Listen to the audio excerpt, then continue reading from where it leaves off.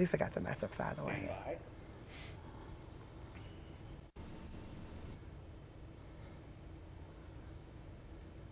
Stand by in 5, 4, 3. Hello, and welcome to the first installment of The Watchdog. My name is Jasmine Brown, and I am your host. This program is brought to you by Citizens United for a Better Government. This is a newly found organization formed right here in the city of South Bend by concerned citizens who care about our community. Our guests tonight, Sam Brown and Mario Sims, will discuss C.U.B.G and the organization's roles, activities, and goals. So gentlemen, welcome. Welcome, Jasmine, for having me. Sam Brown, what is your role within the organization? I'm the chairman of the board. I guess I'm the guy that got all the headaches. And Mario, what is your role in the organization? I'm the CEO and president. I take Sam's instructions and carry them out. Okay. So explain to everybody, what is C.U.B.G?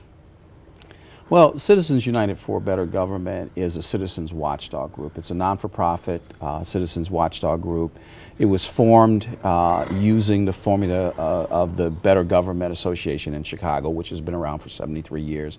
When Sam came to me and asked me to help him build an organization, I wanted to do something that was not going to reinvent the wheel, but to base it on a successful model. We didn't have a citizens watchdog organization in South Bend, so I had to look outside of the city lines, in fact outside the state lines, and go to Chicago and use the model that they had. That's been a very, very successful model that they use in a very tough city in Chicago to address government incrustation, corruption, cronyism, that type of thing. Sure, sure. And who are members of this organization? Can anybody in the community be a member, or is this a select group of people? Anybody that's concerned about the well-being of their city can join and become a member, and we welcome members all the time. Very good, very good. Yeah, we pride ourselves on the fact that our membership is a cross-section of South Bend. I mean, it's white, black, men, women, it's people from all economic strata. It's the average citizen who wants to be involved in their government. Sure, sure. And what is the organization's role within the community? What is this organization supposed to do? I really feel that's a real tough question. I'm going to see what I feel, and I'm going to let Mario kind of elaborate on how he feels about it. I think Citizens United for a Better Government, we tackle the tough issues. Things that's not going really well in our community. I really feel that our organization try to put the pieces together. So Mario might have a better outlook on it than I do, but that's just where I feel. Yeah, I think you're right. I can just build on that. It's important for this organization to address issues that no other organization is addressing. Things, for example, the situation with the tapes that were made at the South Bend Police Department that resulted in Chief Boykin initially being fired, then demoted, and the former Director of Communications being fired. Those are issues because they were politically explosive. Sure. That no other organization would touch. So it left a vacuum in South Bend, in St. Joe County itself, and this is something that Sam had wanted to address, and we kind of huddled up and decided how we're going to do it. It was something that it needed more than just 1 or 2 or 3 people speaking out. We needed to have an organization behind us that could not only give resources, research, have groups of people appear at meetings, council meetings, city and county council meetings, but also our role was not only in taking it on, was to explain the issue to the people, because a lot of people didn't understand, well, what do the tapes mean? Why are they important to me? So what C.U.B.G does is determine what issues we want to get involved in. Once we determine that issue, then we investigate the issue, we research the issue, and then we educate people. We bring people into our meetings and we explain why this is important and what's wrong, what's going on that's wrong. Okay, thank you, gentlemen. So, talking about the tapes, this is really a topic that the city of South Bend, you hear it all over the city when people are in coffee shops, things like that. So let's get into the tapes and let's start. Is this the reason why you guys started this organization? Yeah, Sam and I got together back in, I think it was March. It was during the time that the mayor was holding the State of the City address, and Sam and I talked, and we wanted to address the issue about the tapes because it was obvious that there were a lot of questions about what happened. Initially, what brought us to the table to discuss this matter was Chief Darrell Boykins was initially fired, then he was demoted, which under questionable circumstances, people didn't understand why did you fire him? Then if he did something illegal, supposedly, why would you rehire him? Why did you demote him? Then while we're trying to digest and understand that, the news comes in that the communications director had been called in to one of the mayor's staff members, questioned about the tapes, and then ultimately terminated, but told that if she talked, that she ran the risk of being arrested.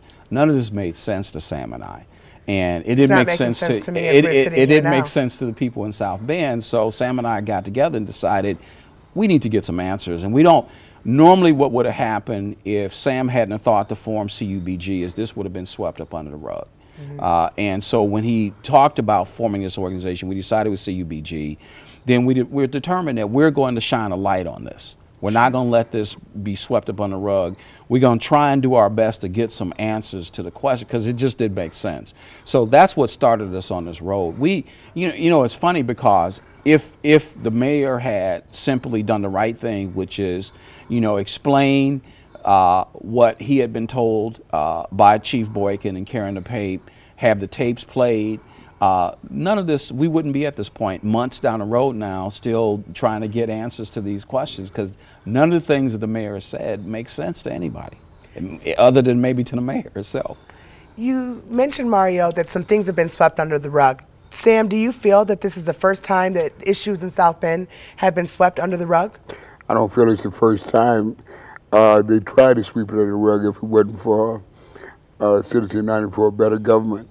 We came in and we started putting our brain thrust together, and I think the citizens of South Bend owe Mario great debt because he's very good at what he does. He enlightened all of us, not only from a law standpoint, our rights. There's a lot of, including myself, didn't really know our rights. And we started attacking it from various areas. And we started coming across stuff that wasn't true. And we started putting the truth out there. Right. So I think the citizens of South Bend owe Mario a very, very great debt because he have educated us all, citizens, even myself, and I work with him every day. So, and I'm really delighted to be working with Mario. I think it's important to understand that Sam and I aren't new to this. I mean, we've been friends for over 20 years. And everybody knew Sam for his basketball program because he's concerned about the city. And, what brought us to the table is our concern for the city. I mean, neither one of us are running for office. Neither one of us are doing this to try and generate any money. This goes back years and years when Sam was trying to put together had a successful basketball league, and the city, instead of trying to get behind it and fund that basketball league, was funding everything else but that basketball league. They were giving thousands of dollars to the Irish Rovers soccer program when Sam is taking money out of his pocket to fund a basketball program that by rights the city should have assisted him in funding, but they did everything they could to obstruct it. And certainly the reason was the side of town that Sam was trying to bring this basketball program. We think that because it was in an area that the city wasn't interested in spending our tax money in, that we had to fight to ensure that Sam's program survived. And as it turned out, it was a very successful and prosperous program. But, so these things have gone back years. Okay. And Sam and I have worked together, on addressing these inequities in how you're going to take taxpayer money from the west side of South Bend, sure, give it to the Irish Rover soccer program, but you can't give this man money to buy a trophy. Right. I mean, those are the kind of things that we started fighting, And, you know, hundreds of dollars have become thousands of dollars, have become millions of dollars. I mean, we have the College Football Hall of Fame, which we were told wouldn't cost us any money. Now we got a building that's getting ready to be vacant that cost the taxpayers, what, over $10, $11 million? Right. We have Kovaleski Stadium that the taxpayers have spent money to purchase, and many of the kids who live around the surrounding neighborhoods, the lower income kids, can't afford to even get in. So there are a lot of issues, and this is not new. And Sam and I have been dealing with this, and we knew when we took this on that it was going to be a fight, because the people who do these things don't want these things exposed, and they're very powerful people who are capable of punishing you economically if necessary, by hurting a program. And so, you know, we're not new to this, and we understand what's at stake here, but because of our friendship, because of our great love and respect for each other, we've decided to come together, because at this point you have to trust each other. Sure. And so all of that came to the table, and the decision was made that we're not going to be intimidated, we're not going to back down, we want the truth. Excellent, excellent, thank you. And before we touch on the money, because when you brought up the money, that brought up a new set of questions in my mind. I'd like to go back to the tapes just for a second.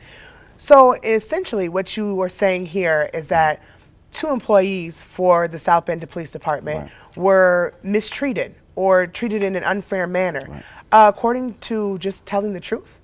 Is that what I get out of this conversation? This is what I feel about this. Well, we got a police chief that was supposedly removed for doing something unethical. In other words, they say by listening to these tapes, it was wiretapping. And so Mr. Pate was removed from her job because she took the steps of taking what she found by doing her job to the chief of police, which was Mr. Borkins. Okay. Now, that takes us on a whole nother journey. The mayor reinstated him as a captain, and he fired Mr. Pate. So does that mean he did something wrong, or didn't he? Well, the mayor said, if you listen to the mayor, that he demoted Chief Boykin to save him from federal prosecution, which is ridiculous on every level, because that's like stealing something at your job and the police arrest you and the prosecutor decided he's going to prosecute you because your boss said, well, you know what, he's not going to be a vice president, I'm going to have him now be a manager. Okay, we're not going to that's ludicrous. But that's the kind of thing that the mayor's been saying. But you have to also understand that Mr. Capps, who is the Attorney General for the Northern District of Indiana, wrote a letter saying that he, when the tape scandal came to his office, they investigated and they made the determination that it was not wiretapping. This is the highest law enforcement official in the federal government in the state of Indiana saying that it's not wiretapping, and that's why Chief Boykin or Karen DePape were not charged. But the mayor still insists it's wiretapping, even though the federal government has said no, it is not. So, I mean, it's just become ridiculous. Sure. And you also mentioned that Karen DePape and Chief Boykins, or the former Chief Boykins rather, they were accused of doing unethical things. Are there unethical things that are on these tapes? Well, here's the thing that Sam and I it just blows our mind. Okay, you have Chief Boykin, who is now Captain Boykin, first fired, then demoted, and you have Karen DePape, who listened to the tapes and heard what she said was racist, and the racist dialogue was the smallest part. It may be offensive, but it certainly doesn't necessarily have to be criminal. But what was disturbing is the unethical and the criminal conversations that she said she heard. Well, the people that are on those tapes who made this alleged unethical and criminal conversations, and oh, by the way, some racist conversations, are still on the public payroll. So they're not being punished. In fact, they're not being paid. I mean, they're being paid by taxpayer money, but Chief Boykins has took a hit in his salary, okay, Yeah, and Karen DePape has lost her salary for reporting illegal conduct. That doesn't make sense. Definitely. So all this unethical behavior, Where does this lead this to with the mayor? I mean, actually, he's overseeing all of these things happening, accusing people of unethical behavior, allowing people that seem to be doing unethical behavior to remain on the payroll. How does our mayor fit into this whole picture? Well, from my point of view, and I've been working, like I say, on this for quite a while, he seemed like he's trying to protect somebody, to hold on to their jobs. And the more we dig into this and information that we are uncovering, it's not going to be able to happen. These people are doing things that have affected our city, have divided our city, and it's not right. And these people got to be brought out, and they got to be removed out of these jobs because they are really hurting our city. Well, and you know, rumors have circulated of people that are on the tapes, and a few of the, and these are high-ranking law enforcement officers, and I misspoke by saying they weren't being paid when I should have said they aren't being punished. They continue to draw their salaries. Right. No one has denied what Karen DePapis has said was on those tapes. Okay, so you have a situation that you have these men who have made unethical and criminal comments, engaged in conversation on these tapes. And of course, we know there's a racist conversation, which is mind-blowing that you would have somebody who's in charge